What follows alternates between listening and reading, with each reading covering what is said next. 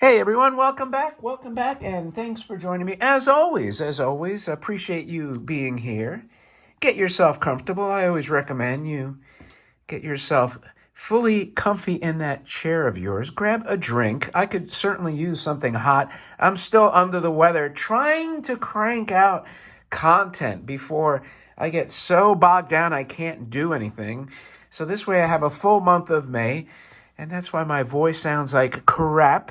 But anyway, hopefully you have a nice warm beverage or a nice cocktail in the evening or just some pick me up in the afternoon and a good little snack. And I'll tell you the story of the $20,000 models. Yeah, these are like $20,000, I believe, from Mandarake. I won these models back in January, and they arrived in freaking almost May. Almost May. I think it was May. Nah, maybe the end of April. So it took a long damn time. And there's not much I can show you about these. So before I get into it, as always, if you're a lurker, do us all a favor, the collecting hobby, a collective favor, and subscribe to the channel, please. You will be glad you did, because I assure you, you won't see anything like this anywhere else on the internet, anywhere, regardless of the platform you're on. And you'll be like among the smartest, coolest collectors out there. You'll know that this stuff is worth a boatload of money, among other things.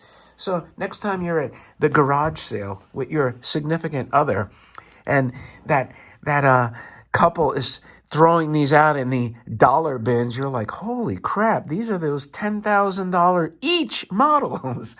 And you're going to say, thank God I subscribed to Ozzy's Robots, because that dude was right.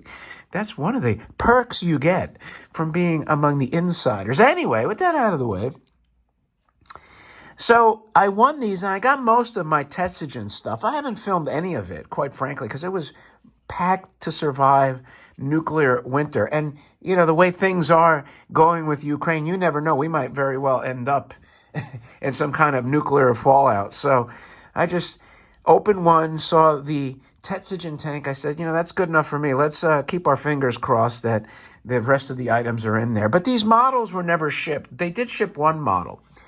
Part of the problem that Mandarake explained was these still have their original glue, and you're not allowed to ship glue. And so I had to have a broker in Japan that was willing to take the models to arrange the shipping. And it was just a kind of a cluster, to be quite frank with you. You know, I got to tell you, I'm not real happy with the way the whole deal transpired. For the amount of items that I purchased, the time involved, the expense, you know, thank God I have probably now the top Tetsujin collection value-wise in the world. I'm not embarrassed to say that. So, you know, from that respect, I won't have to do this again. But I'll tell you, it was not a pleasant experience, you know, cost-wise, the ancillary costs, the exchange rate, and all these other like fees, you know, left a lot to be desired. But anyway, it's neither here nor there. It's over with now.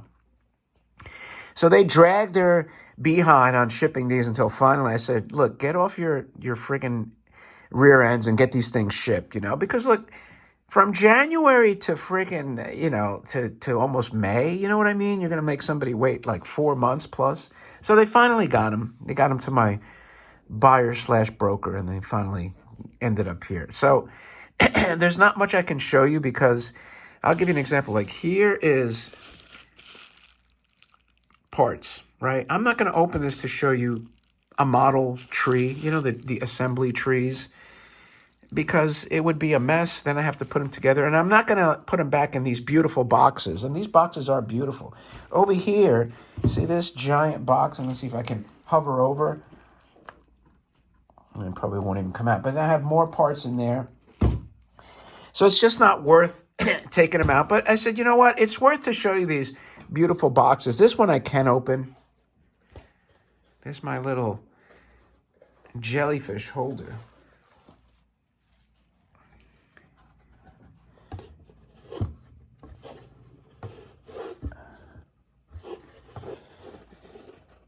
That's good enough.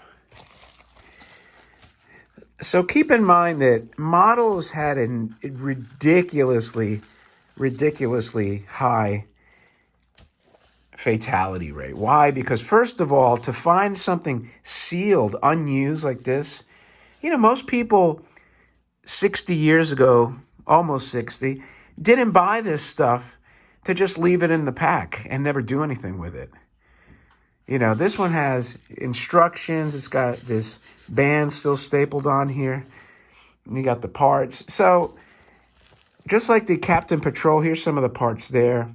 They didn't have motors, so I'd like to find motors for these things. I'm just showing you this one because this is the only one I could open. There was one other one that came with my other stuff, which I'm not going to open. But look at the box, too. I mean, this is one of the most beautiful Tetsujin boxes you could imagine. And, of course, these are vintage. So, because of the fact that these are extremely, extremely rare and almost impossible to find complete, I just decided to add them because, again, look at this box art. This, I mean, if you want to consider this a toy, I consider models, especially once they're built, to be a toy. And this has that clear cellophane around it. And I'm not going to butcher it open. I'll leave it like this. It's protecting. But it's the same thing. I got there, I think, 3 or 4 models. And they're all pretty much sealed up like that.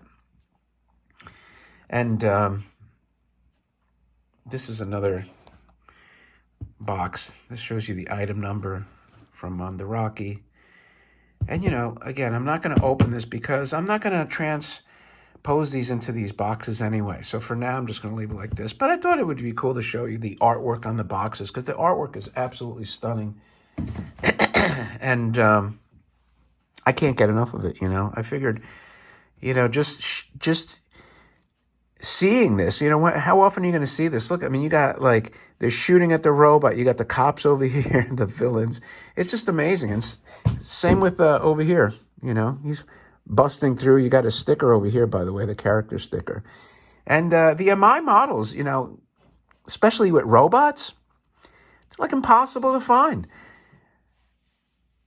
Certainly not with Tetsujin or, again, like the Captain Patrol. They are extremely, extremely rare and certainly sealed with all the parts.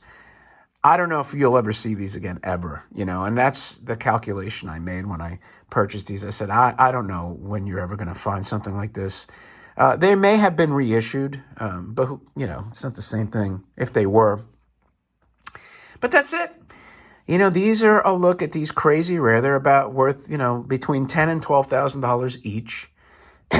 Provided you have them complete, sealed, with all the parts. These have the parts, the glue, which of course is hardened by now. The parts are still on the trees. When I open them, eventually I'll see if the parts have broken off the trees. That could very well happen, shipping from Japan to the United States. You never know. So that's the risk you take, but they'll still be complete. Let me know what you think of these beautiful Tetsujin models. Again, they're robots too. It's not Tetsujin is not just a character. He's also a cool robot. And you either love the design or maybe you don't like it so much. I happen to love it. I think he's very cool, colorful. And also I was a fan of the cartoon, so that helps. With that, I appreciate your time. If you like the video, if you like Tetsujin or Gigantor, thumb up the video and leave a remark. And if you're a lurker, subscribe to the channel. I appreciate it. And I will, my friends, talk to you later.